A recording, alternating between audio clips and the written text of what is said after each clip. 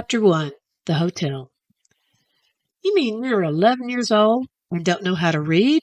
asked the man, propping one foot against the banister. Skinny continued sweeping the hotel porch. "I'm going on 12," he said. "But why can't you read?" "I just ain't never took it up," said Skinny, thinking it was an aggravation the way some folks promoted book learning. All he had done was ask the man, one of the highway engineers staying at the hotel, if he would mind reading the weather forecast out loud. "Have a look for yourself," the man had said, offering him the newspaper. Any other time Skinny would have taken it and pretended to read, but he was so anxious to know about the weather for tonight that he had admitted his one little failing, and the man carried on as if it were a serious matter. "Don't you go to school?" he was asking now. "Sure," said Skinny, pushing straggly hair away from his forehead. 2 or 3 weeks every year, but that's not long enough to hang the reading." The man wanted to know why he had never stayed longer. Skinny explained. "Cotton was always ready to be picked not long after school got under way, and Pa would keep me home to help out.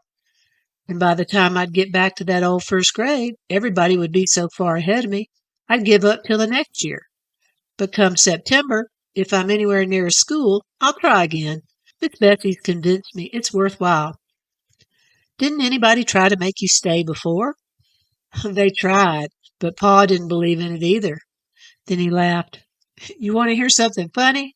One time an old man from the county office came out to the farm and asked how come I didn't go to school, and Pa brought out the shotgun and asked what business it was of anybody's whether if I ever went to school."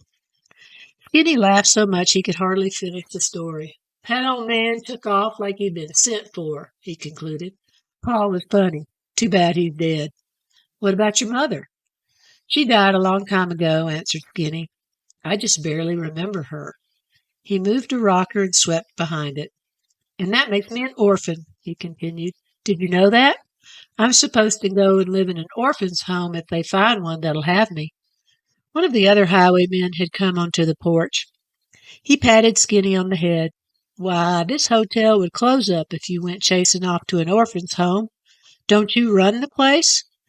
"No," Skinny answered. "I just help out.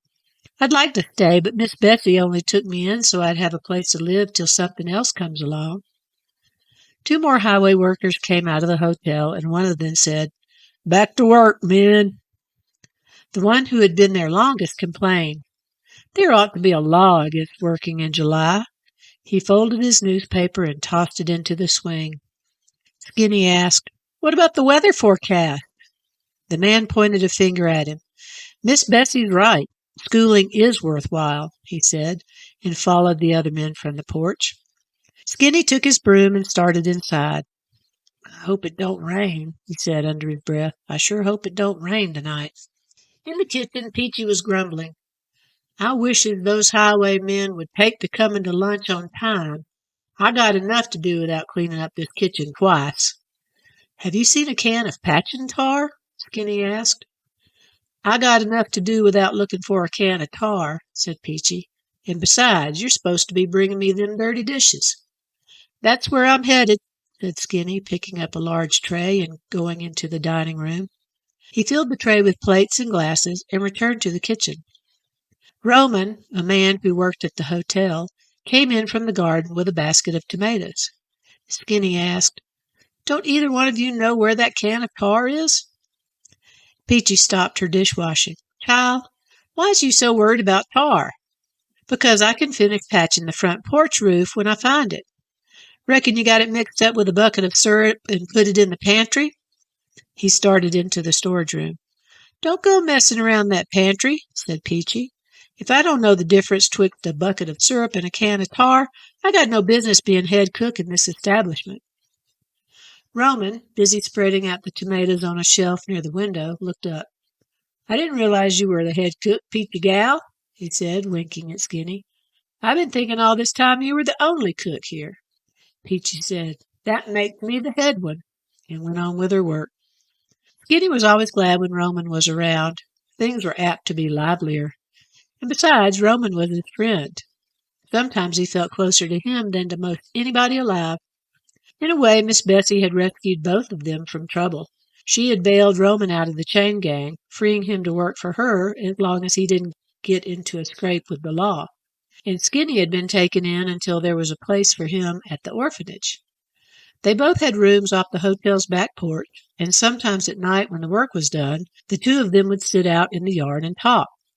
Roman would tell of his adventures before he had gone to jail, and Skinny would tell about how things used to be when he and his pa were sharecropping.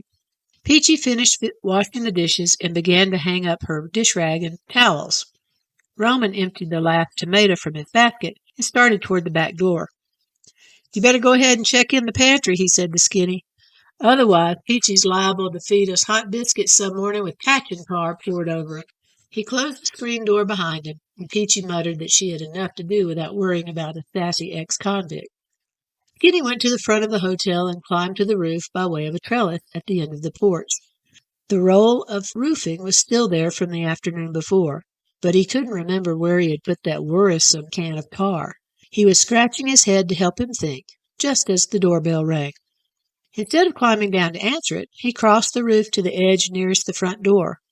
Lying on his stomach, he leaned his head over to see who was there.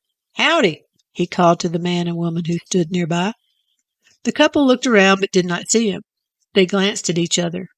"I thought somebody spoke to us," said the man.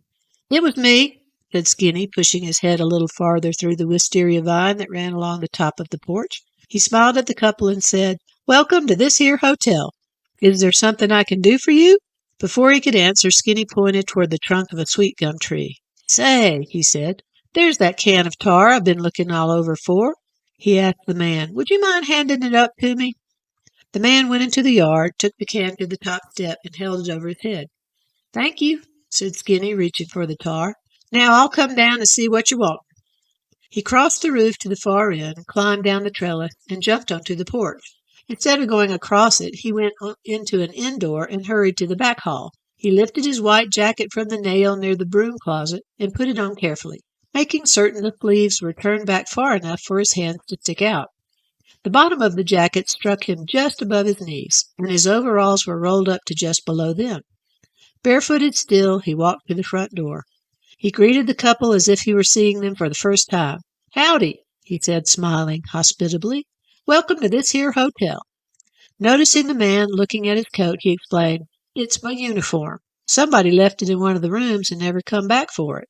He took a step or two across the porch and turned around, showing off the jacket from all sides. The woman asked crossly, "May we see the manager?" "The manager?" "That's right." "Oh," Skinny said, "we don't have a manager. This hotel ain't that big."